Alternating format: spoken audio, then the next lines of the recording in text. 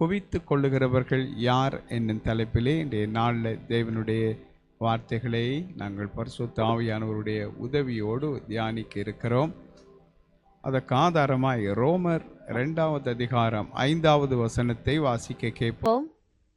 உன் மன கடினத்திற்கும் குணப்படாத இருதயத்திற்கும் ஏற்றபடி தேவனுடைய நீதியுள்ள தீர்ப்பு வெளிப்படும் கோபாக்கினை நாளிலே உனக்காக கோபாக்கினையை குவித்துக் கொள்ளுகிறாயே.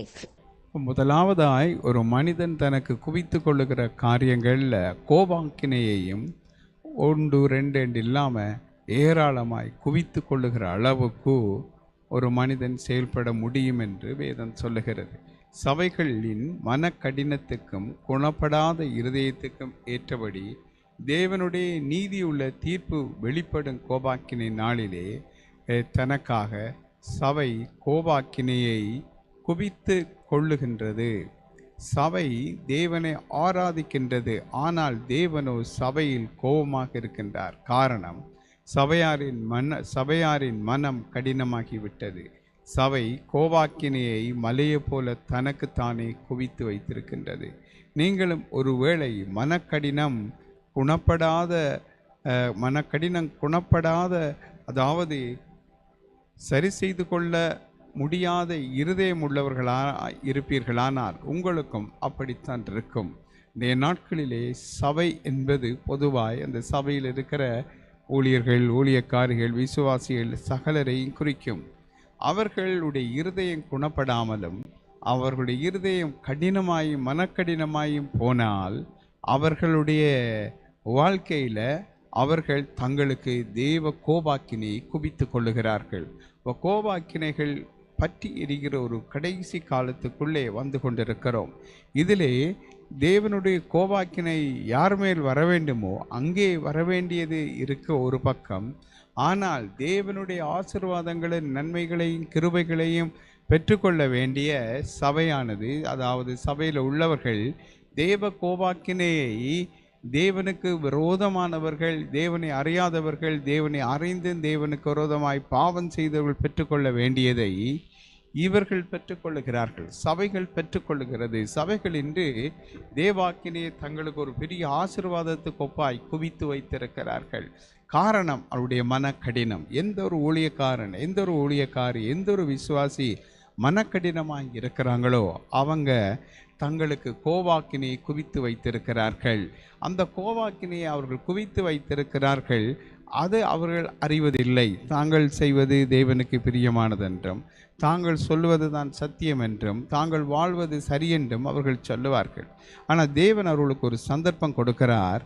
அந்த கடினமுள்ள இருதயம், அதாவது மனக்கடினமான அவர்களுடைய இருதயம் குணப்பட வேண்டும், சீர் செய்யப்பட வேண்டும், சரியான ஒரு நிலைக்கு திரும்ப வேண்டும் என்று தேவன் விரும்புகிறார். ஆனால் அவர்கள் அதை மறுக்கும்போது, அவர்களுடைய இருதய மனக்கடினம் வரும்போது, அந்த மனக்கடினத்தின் நிமித்தம் அவர்களுடைய காரியங்கள் கோபாக்கினை தங்களுக்கு ஒரு பெரிய மலையை போல குவித்து கொள்ளுகிறதாய் இருக்கும்.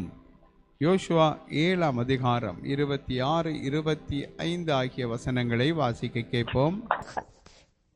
அவன் மேல் இன்னான் வரைக்கும் இருக்கிற பெரிய கற்குவியலை குவித்தார்கள். இப்படியே கர்த்தர் தமது கோபத்தின் உக்கிரத்தை விட்டு மாறினார். ஆகையால் அவ்விடம் இந்நாள் வரைக்கும் ஆகோர் பள்ளத்தாக்கு எண்ணப்படும். அங்கே யோசுவா, நீ எங்களை கலங்க பண்ணினதென்ன? இன்று கர்த்தர் உன்னை கலங்க பண்ணுவார் என்றான். அப்பொழுது இஸ்ரவேலர் எல்லாரும் அவன் மேல் கல்லெறிந்து அவைகளை அக்கினியில் சுட்டெரித்து சக்கலிமான் மூடி தேவனுடைய சபையை கலங்க பண்ணி சபைக்கு தோல்வியை இரகசியமாய் ஏற்படுத்துகின்ற இன்றைய ஆமான்கள் மேல் பெரிய பெரிய கற்குவியலை சபை குவித்தால்தான் கர்த்தர் சபை மேலுள்ள தமது கோபத்தின் உக்கிரத்தை விட்டு மாறுவார். இன்றைய சபைகளை கலங்க பண்ணுகிறவர்களுக்கு நியாய தீர்ப்பின் முடிவாக சபை ஆகோர் பள்ளத்தாக்குகளை உருவாக்க தவறியதால் அவர்கள் சபைகளை உலகம் முழுவதும் கலங்க பண்ணி கொண்டிருக்கிறார்கள். அங்கே யோசுவா ஆகானை நோக்கி, நீ எங்களை கலங்க பண்ணினது என்ன? இன்று கர்த்தர் உன்னை கலங்க பண்ணுவார் என்றார். இப்படிப்பட்ட யோசுவாவுக்குள், அதாவது இப்படிப்பட்ட யோசுவாவுக்குள்ளே இருந்த இந்த தன்மைகள் கலங்க பண்ணுகிறவர்களை குறித்த தீர்மானங்கள் இருந்தது போல இந்த கடைசி காலத்திலே யோசுவாக்கள் இப்படிப்பட்ட யோசுவாக்கள் எழும்பினால்தான் சபையை கலங்க பண்ணுகிறவர்களுக்கு நியாய தீர்ப்பு வரும் என்று பார்க்கிறோம். அதாவது தேவனுடைய யுத்தத்தை நடத்தி கொண்டு வந்த அவர்கள் ஆகான் அங்கே செய்கிற காரியம் ஒரு திருட்டு காரியத்தை செய்தார். இன்றைய நாளிலே சபைகளிலே அந்த காரியம் சம்பவித்ததினாலே அன்றைய நாளிலே அவைகள் சபைக்கு தோல்வியையும் வெட்கத்தையும் கர்த்தர் கோபப்படுவ அளவுக்கு நடந்தது. இன்றைய நாளில் சபைகளில் நடக்கிற காரியங்கள் நிமித்தம் தேவனுடைய பிரமாணங்களை மீறி கற்பனைகளை கட்டளைகளை மீறி செய்கிற எல்லா காரியங்களும் பொல்லாப்பாகவும் அநீதியாகவும் தேவனுக்கு பிரியமில்லாதாகவும் தேவனுக்கு கோபத்தை வருவிக்கத்தக்கதாகவும் அது திருட்டாகவும் அசுத்தமாகவும் அது பார்க்கப்படுகிறது. தேவனுக்கு கொடுக்க வேண்டியவர்களை கொடுக்காமல் விட்டால் அது திருட்டுத்தான். இப்படிப்பட்டவர்களை செய்கிறவர்கள் சபையை கலங்க பண்ணுகிறார்கள். அவர்களுக்குள்ளே அதாவது ஆகோர் பள்ளத்தாக்கு என்னப்பட்டது. இந்த ஆகோர் பள்ளத்தாக்கு ஆமானை நியாயம் தீர்த்த இடமா இருக்கிறது. இந்த ஆமான் இப்படி இந்த ஆகான் இப்படி செய்ததினாலே அவன் மேல் இந்நாள் வரைக்கும் இருக்கிற பெரிய கற்குவியலை குவித்தார்கள் என்று வேதம் சொல்லுகிறது. அதே போல் இன்றைய நாளில் சபைகளை கலங்க பண்ணுகிறவர்களை ஊழியங்களை கலங்க பண்ணுகிறவர்களை தேவன் அவர்கள் மேல் கோபம் கொண்டிருக்கிறார். அந்த கோபத்தை அவர்களும் அறியவில்லை, சபையும் அதை அறியவில்லை. ஆதலால் ஆகோர் பள்ளத்தாக்கு என்னப்படுகிற ஒரு காரியத்தை சபை தன் சபைக்குள்ளே உருவாக்கி வைக்க மறந்துவிட்டது. ஆதலால் சபையிலே கலகம் பண்ணுகிறவர்கள் இன்று வரையும் பலன் கொள்ளுகிறார்கள், தைரியப்படுகிறார்கள். தாங்கள் செய்தது தேவனுக்கு பிரியமாக இருக்கிறது. ஏனென்றால் தேவன் எங்களை தண்டிக்கவில்லையே, தேவன் எங்களுக்கு ஒன்று செய்யவில்லையே. ஆகவே சபை தவறு, சபையில் இருக்கிற ஊழியர்கள் தவறு, மற்றவர்கள் தவறு என்று அவர்கள் சொல்லத்தக்கதாய் இந்த காரியம் காணப்பட்டது இந்த நாட்களிலே. ஆனால் அந்த நாட்களிலே இந்த காரியத்துக்கு அவர்கள் இடம் கொடுக்கவில்லை. சபையிலே ஆகோர் பள்ளத்தாக்கை உருவாக்கி அங்கே ஆகானை கொண்டு வந்து பெரிய ஒரு கற்குவியலை குவித்தார்கள். அப்பொழுது யோசுவா சொல்லுகிற வார்த்தையை கவனித்து பாருங்கள். அங்கே யோசுவா அந்த ஆகானை நோக்கி சொல்லுகிறார், நீ எங்களை கலங்க பண்ணினது என்ன? இன்று கர்த்தர் உன்னை கலங்க பண்ணுவார் என்றான். அப்பொழுது இஸ்ரவேலர் எல்லாரும் அவன் மேல் கல்லறிந்து அவைகளை அக்கினியில் சுட்டரித்து கற்களினால் மூடி என்று மேலும் அடுத்த வசனங்கள் தொடர்கிறது. ஆகவே தேவனுடைய சபையை நடத்துகிற ஊழியர்களே, ஊழியக்காரிகளே, சபையை கலங்க பண்ணுகிற சபைகளை கலக்கம், சபைக்குள்ள குழப்பம், இந்த பிரச்சனைகளை கொண்டு வருகிறவர்களை குறித்து ஜாக்கிரதையாயிருங்கள். இவர்களுக்குள்ளே இருக்கிற ஆவி இந்த ஆகானுடைய ஆவி. இந்த ஆவிகளை நியாயம் தீர்க்கும்படி ஆகோருங்கிற ஒரு பள்ளத்தாக்குக்கு கொண்டு போனார்கள். அந்த கொண்டு போய் இப்படி சபையை கெடுக்கிறவர்களை கலங்க பண்ணுகிறவர்களுக்கு ஒரு நியாய தீர்ப்பை இந்த புதிய ஏற்பாட்டு காலத்தில் சபை கொண்டு வர வேண்டும். அவர்கள் சபையிலே இன்றைய நாளில் கலகக்காரர்களும் அவர்களும் பரிசுத்தவான்கள் மாதிரி வேஷத்தை தரித்து கொண்டு அவர்களும் ஊழியம் செய்து கொண்டு அவர்களும் காரியங்களை செய்து கொண்டு ஒரு பக்கம் கொஞ்ச நாளில் கலகம் பண்ணி கொண்டும் அவர்கள் இருப்பார்கள். இப்படிப்பட்டவர்களை நியாய தீர்ப்பு என்பது அவர்களை ஊழியத்தை விட்டு ஒதுக்குவது அல்லது சபையை விட்டு அவர்களை வெளியேற்றுவது. இப்படிப்பட்ட நியாய தீர்ப்பை செய்கிற இடம்தான் இந்த ஆகோர் பள்ளத்தாக்கு.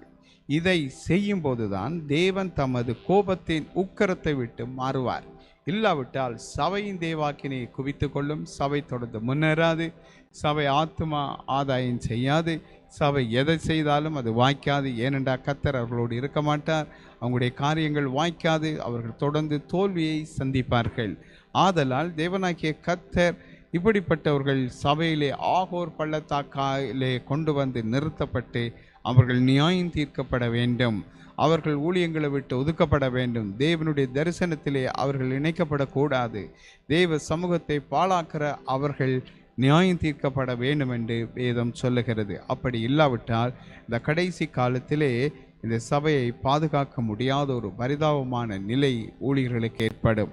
சில நேரம் அந்த சபையை நடத்துகிற ஊழியர்களே ஆகான் மாதிரி கலகம் பண்ணுகிறவர்களாகியும் கலகக்காரர்களாயும் கலக்கத்தை உண்டாக்குறவர்களாயும் காணப்படுவார்கள். அப்படியானால் அந்த சபையினுடைய நிலை எப்படி இருக்கும் என்று நீங்கள் யோசித்து பாருங்கள்.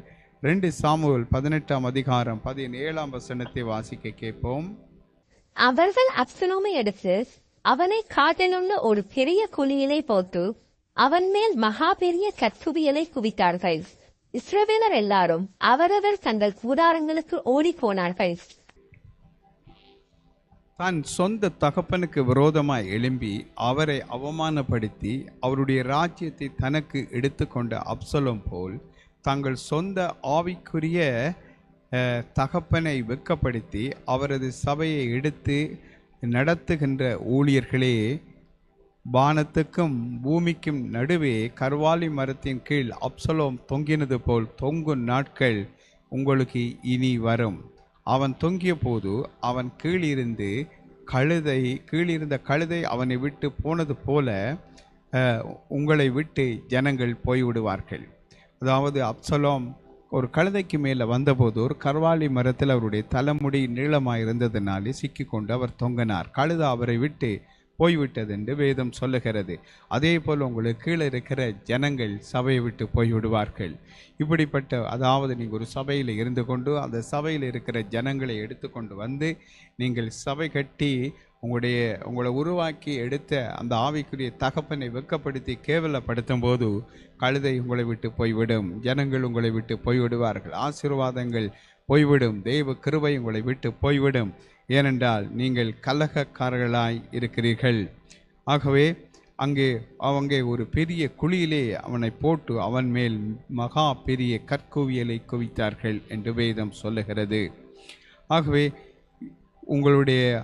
கழுதை அவனை விட்டு போனது போல உங்களை சுமந்தவர்களும் உங்கள் ஆபத்துக்களில் உங்களோடு இல்லாமல் உங்களை விட்டு போய்விடுகிற காலங்கள் வந்துவிடும். அப்சலோமை காட்டில் உள்ள ஒரு பெரிய குழியிலே போட்டு அவன் மேல் மகா பெரிய கற்குவியலை குவித்தார்கள். அப்பொழுது எல்லாரும் அவரவர் தங்கள் கூடாரங்களுக்கு ஓடிப்போனார்கள். அதாவது ஜனங்கள் எல்லாம் ஓடிப்போனார்கள். அதே போல ஜனங்கள் உங்களை விட்டு ஓடிப்போகும் நாட்கள் இதோ சீக்கிரமாய் வரும். மீண்டும் தாவீது ராஜாவானது போல உங்களுடைய ஆவிக்குரிய தகப்பன் பக்கமாக சபை மக்கள் மீண்டும் திரும்பி வருவார்கள். அப்சலோமை பின்பற்றி போன எல்லாரும் ஓடி போய்விட்டார்கள் தங்களோட வீடுகளுக்கு. மீண்டும் தாவீது ராஜாவாய் ஏற்படுத்தப்பட்டார். அதே போல சபைகளை உடைத்து கொண்டு சபைகள் இருக்கிற ஜனங்களுக்கு பொய்யையும் வஞ்சகத்தையும் சொல்லிக்கொண்டு அவர்களையும் கூட்டிக் கொண்டு போய் அவர்களை வைத்து கர்த்தர் சொன்னார் என்று சொல்லி சபைகளை கட்டி கொண்டிருக்கிற ஊழியக்காரர்களே, ஒரு நாள் உங்களை சுமந்த கழுதை அப்சலோமை விட்டு கடந்து போய்விட்டது. அப்சலோம் கர்வாலி மரத்திலே வானத்துக்கும் பூமிக்கும் நடுவாக தொங்கிக் கொண்டு இருந்தது போல நீங்களும் உங்களோட வாழ்க்கையில் இப்படிப்பட்ட நெருக்கங்களை சந்திக்கும் காலம் வருகிறது.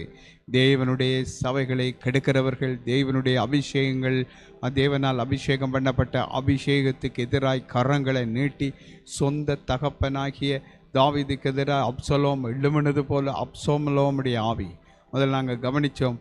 ஆகானுடைய ஆவி எப்படி எழும்பினது என்று பார்த்தோம்.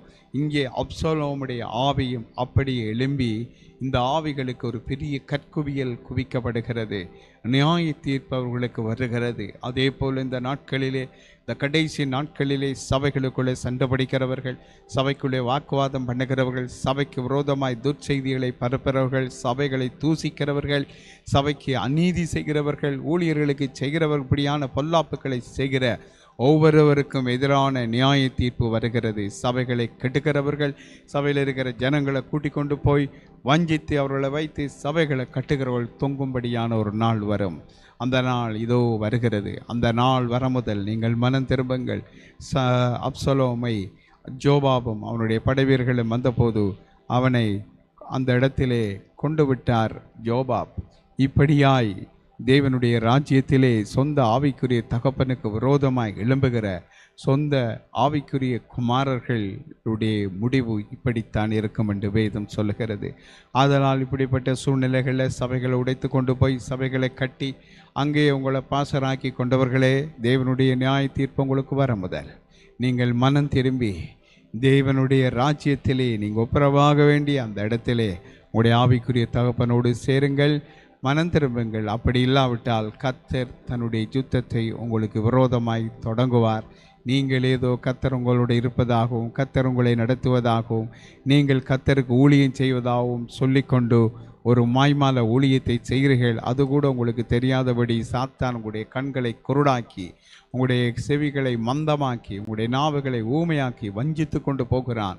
ஒரு நாள் உங்கள் மேல் தெய்வ கோபாக்கினை நீங்கள் குவித்து கொள்ள போகிறீங்க.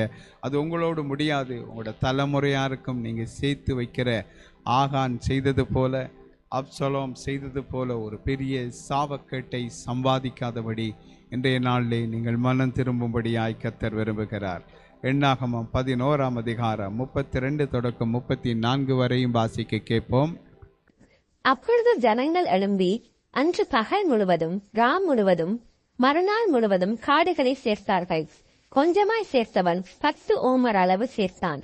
அவைகளை பாளையத்தை சுற்றிலும் தங்களுக்காக குவித்து வைத்தார்கள். தங்கள் கற்கள் நடுவே இருக்கும் இறைச்சியை அவர்கள் மென்று தின்னும் முன்னே கர்த்தருடைய கோபம் ஜனங்களுக்குள்ளே மூண்டது. கர்த்தர் ஜனங்களை மகா பெரிய வாதையால் பாதித்தார். இச்சித்த ஜனங்களை அங்கே அடக்கம் பண்ணினதினால் அந்த ஸ்தலத்துக்கு கிப்ரோத் அத்தாவா என்று பெயரிட்டான். சபையின் சொத்துக்களை சுற்றிலும் தங்களுக்காக குவித்து வைக்கின்றவர்கள் அதை அனுபவிக்க தொடங்கும் போது கர்த்தருடைய கோபம் அவர்களுக்குள்ளே வரும். கர்த்தர் அவர்களை மகா பெரிய வாதையால் வாதிப்பார். அவர்கள் மறிப்பார்கள். இச்சித்த அவர்களை அங்கே அடக்கம் பண்ணினதினால் அந்த ஸ்தலத்துக்கு கிப்ரோத் அத்தாவா என்ற பெயர் வந்தது. இன்றும் என்ன நடக்கிறது என்றால், இன்றும் கிப்ரோத் அத்தாவாவில் அநேக ஊழியர்கள் அடக்கம் பண்ணப்பட்டு கொண்டிருக்கின்றார்கள். இப்படித்தான் இந்த கடைசி காலத்தில் சபையார் கோவாக்கினை குவித்து கொள்ளுகிறார்கள். அதாவது அப்பொழுது ஜனங்கள் எழும்பி அன்று பகல் முழுவதும் ராம் முழுவதும் மறுநாள் முழுவதுமாக காடைகளை சேர்த்தார்கள். கொஞ்சமாய் சேர்த்தவன் 10 ஓமர் அளவு சேர்த்தான். அவைகளால் பாளையத்தை சுற்றிலும் தங்களுக்காக குவித்து வைத்தார்கள். இவர்கள் காடைகளை குவிக்கிறவர்கள். தேவனுடைய ஆசீர்வாதங்களை தங்களோட அளவுக்கு மிஞ்சி எடுத்து கொள்ளுகிறவர்கள். தங்களுக்கு நியமிக்கப்பட்ட அளவை மிஞ்சி எடுத்து கொள்ளுகிறவர்கள். தங்களுடைய இச்சையின்படி தங்களுடைய தேவனுடைய ஆசீர்வாதங்களை கேட்கிறவர்கள். தங்களுடைய இச்சைக்கு இடம் கொடுத்து தேவனிடமிருந்து பறித்து கொள்ள விரும்புகிற ஒரு கூட்டம். இவர்கள் கர்த்தருக்காக தங்களை செலவு செய்யவும் செலவு பண்ணப்படவும் ஒப்பு கொடுக்காதவர்கள். ஆகவே இவர்களை குறித்து வேதம் தெளிவாய் சொல்லுகிறது. அவர்கள் அந்த நடுவே அவருடைய பற்கள் நடுவே இறைச்சி அவர்கள் மென்று தின்னு முன்னே கர்த்தருடைய கோபம் ஜனங்களுக்குள்ளே மூண்டது. கர்த்தர் ஜனங்களை மகா பெரிய வாதையால் வாதித்தார் என்று வேதம் சொல்லுகிறது. இச்சித்த ஜனங்கள் அங்கே அடக்கம் பண்ணினதினாலே அந்த ஸ்தலத்துக்கு கிப்ரோத் அத்தாவா என்று பெயரிட்டார்கள் என்று வசனம் சொல்லுகிறது. சபையினுடைய ஆசீர்வாதங்களை, சபைக்கு வருகிற சொத்துக்களை நீங்கள் உங்களுக்கென்று இன்றைக்கும் நாளைக்கும் மறுநாளைக்கும் அவர்கள் காடைகளை குவித்தது போல உங்களுக்கும் இன்றைக்கு, அதாவது வசனம் சொல்லுகிறது பாருங்கள். அப்பொழுது ஜனங்கள் எழும்பி அன்று பகல் முழுவதும் இரவு முழுவதும் மறுநாள் முழுவதும் காடைகளை சேர்த்தார்கள். பகல் இரவு மறுநாள். நீங்கள் பாஸ்டராக இருக்கிறீங்க சபையில், சபையினுடைய சொத்துக்களை சபையினுடைய ஆசீர்வாதங்களை பகல் முழுவதும் சேர்ப்பது உங்களுக்கும் உங்களுடைய குடும்பத்துக்கு, இரா முழுவதும் சேர்ப்பது உங்களுடைய அடுத்த சந்ததியாருக்கு, மறுநாள் சேர்ப்பது தலைமுறையாக இருக்கும்படி சேர்க்கிறீர்கள். சபையின் சொத்துக்கள், சபையினுடைய ஆசீர்வாதங்கள், சபைக்கு வருகிற வருமானங்கள் உங்களுக்கு மட்டுமல்ல, உங்களோடு இணைந்து ஊழியம் செய்கிறவர்களுக்கும் அது பிரிக்கப்பட வேண்டியதாக இருக்கும். தனியே ஒரு மனிதனும் தனி ஒரு குடும்பமும் அவைகளை அனுபவிக்க முடியாது. அவர்கள் பகல் முழுவதும் சேர்த்து ராம் முழுவதும் சேர்த்து மறுநாள் முழுவதும் சேர்க்கிறார்கள். இப்படி அநேக ஊழியர்கள் அல்லது சில ஊழியக்காரர்கள் சபைகளில் வருகிற எல்லா வருமானங்களையும் தங்களுக்கும் தங்கள் சந்ததியாருக்கும் அடுத்த தலைமுறையானவர்களுக்குமாய் சேர்த்து குவிக்கிறார்கள். நிலங்களை வாங்குகிறார்கள், கட்டுகிறார்கள், மாளிகைகளை குடியிருக்கிறார்கள், அரண்மனை கொப்பாய் அவர்கள் வாழுகிறார்கள். மிகப்பெரிய செல்வந்தர்களாய் அவர்கள் காணப்படுகிறார்கள்.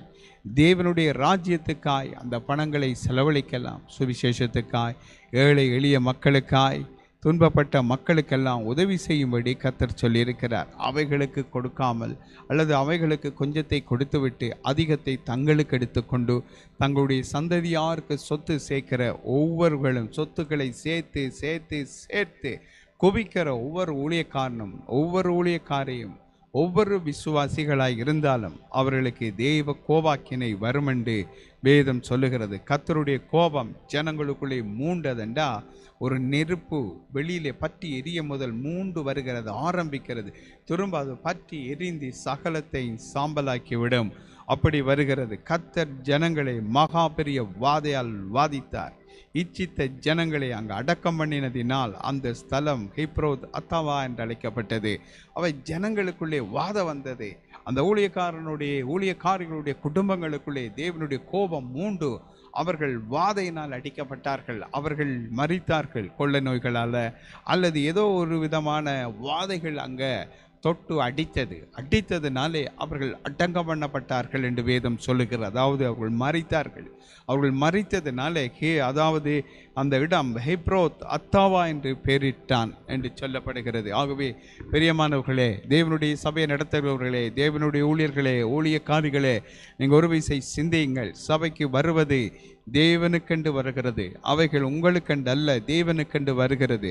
அவைகளில் உங்களுடைய தேவைகளை சந்திக்கும்படி போதுமானதாய் மாத்திரம்தான் நீங்கள் அதை எடுத்துக்கொள்ள வேண்டும். அதற்கு மிச்சமாய் நீங்கள் சொத்துக்கள் வாங்கவும் சொத்துக்களை குவிக்கத்தக்கதாய் அந்த ஆசீர்வாதங்களை குவிக்க வெளிக்கிடுவீர்களானால் உங்களுக்கும் உங்கள் பிள்ளைகளுக்கும் அவர்களுடைய பிள்ளைகளுக்கும் என்று நீங்கள் தலைமுறைக்கு சொத்து சேர்க்கிறவர்களாய் நீங்கள் மாறுவீர்களானால் அது தேவனுடைய ராஜ்யத்திலே அழிந்து போக இருக்கிற ஆத்துமாக்களுக்கு சுவிசேஷத்தை அறிவிக்க நீங்கள் அதை பயன்படுத்த தவறுவதனால நீங்கள் சும்மா 2 காரியத்தை செய்துவிட்டு முழுக்க அறிவித்து விட்டேன் என்று நீங்கள் சொல்ல முடியாது.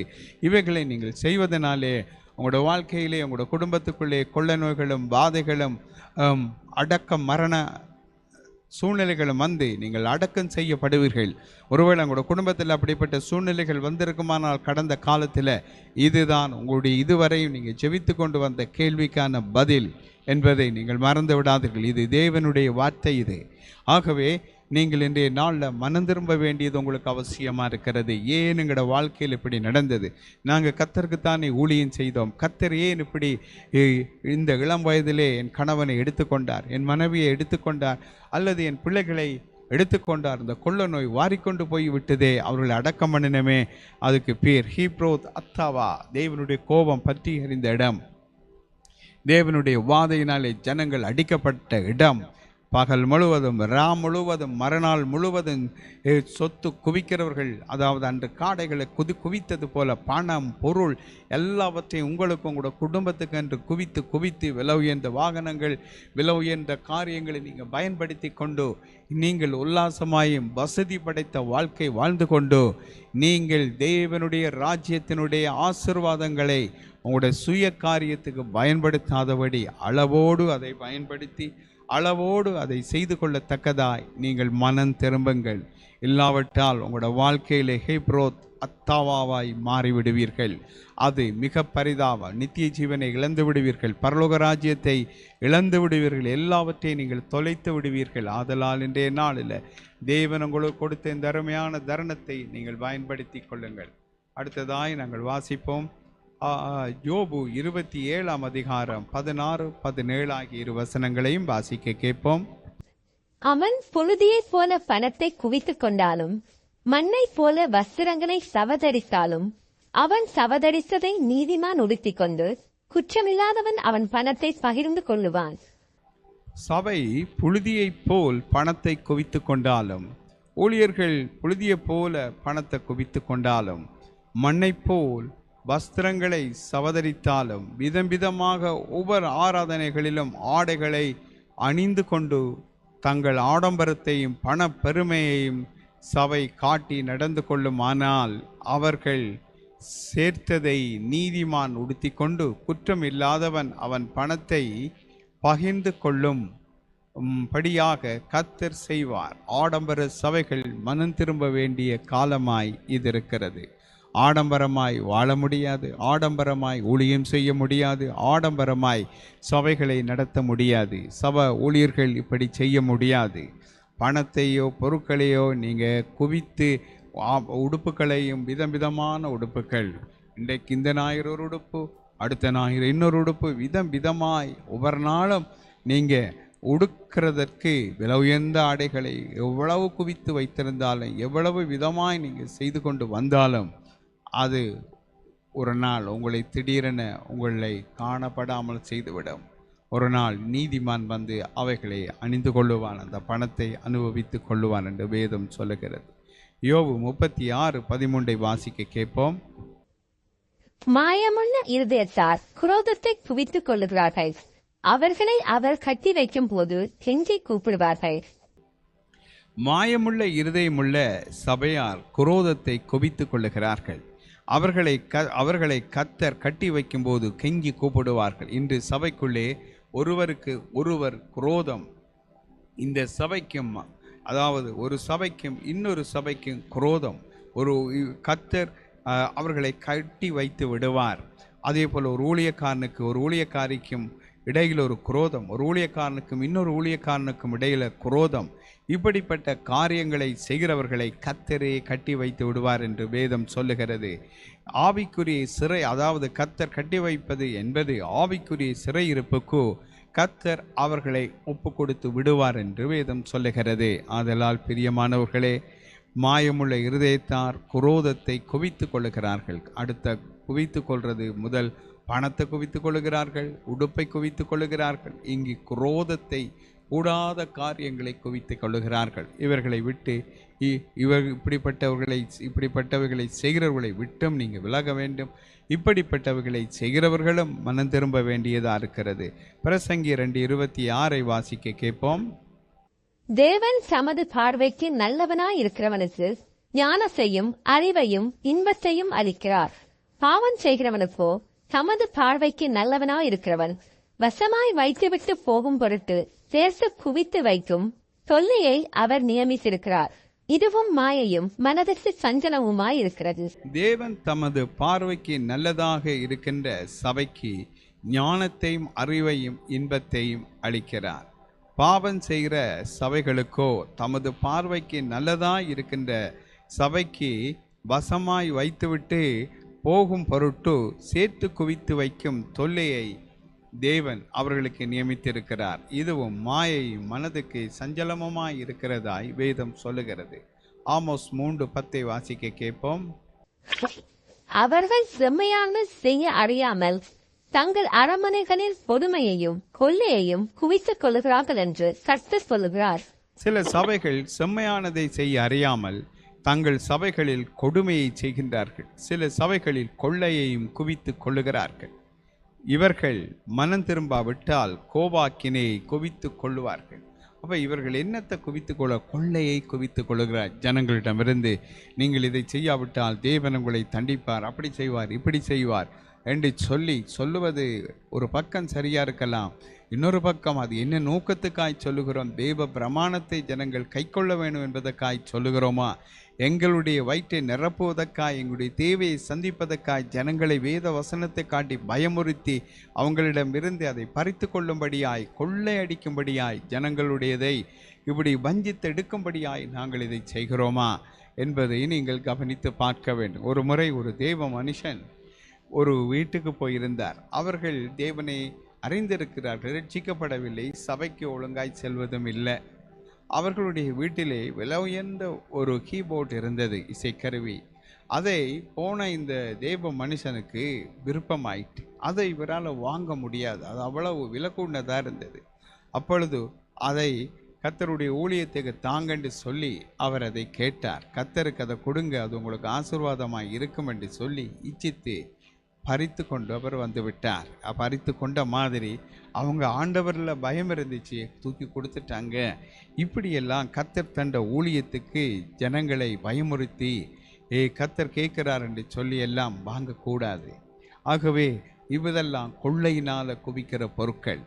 அவர்களாம் விரும்பி கர்த்தர் எங்களோட பேசினார், உங்களோட ஊழியத்துக்கு கொடுக்கும்படியாய் இந்த கீபோர்டை கொடுக்கும்படியாய் சொல்லியிருக்கிறபடினால் உங்களுக்கு தருகிறோம் என்று சொன்னால் கர்த்தர் அவர்களோடு பேசியிருக்கிறார், உங்களுடைய தேவையை சந்திக்கும்படி கர்த்தர் அதை செய்கிறார் என்று எடுத்துக்கொள்ளலாம். அதற்கு மாறாய் நீங்கள் செய்கிற ஒவ்வொரு காரியமும் வஞ்சகமும் கொள்ளையுமா இருக்கிறது. இவைகள்னால உங்களை குவித்துக் கொள்வீர்களானால் தேவனுடைய கோபாக்கினை நீங்கள் அந்த வாங்கின கீபோர்டை விட அதிகமாய் குவித்து வைத்திருக்கிறீர்கள் என்று அர்த்தம். ஆதலால் இன்றைய நாளில் குவித்து கொள்ளுகிறவர்களை குறித்து நாங்கள் தியானித்தோம். ஆகவே பலவிதமான காரியங்களிலே குவித்து கொள்ளுகிறவர்கள் இருக்கிறார்கள்.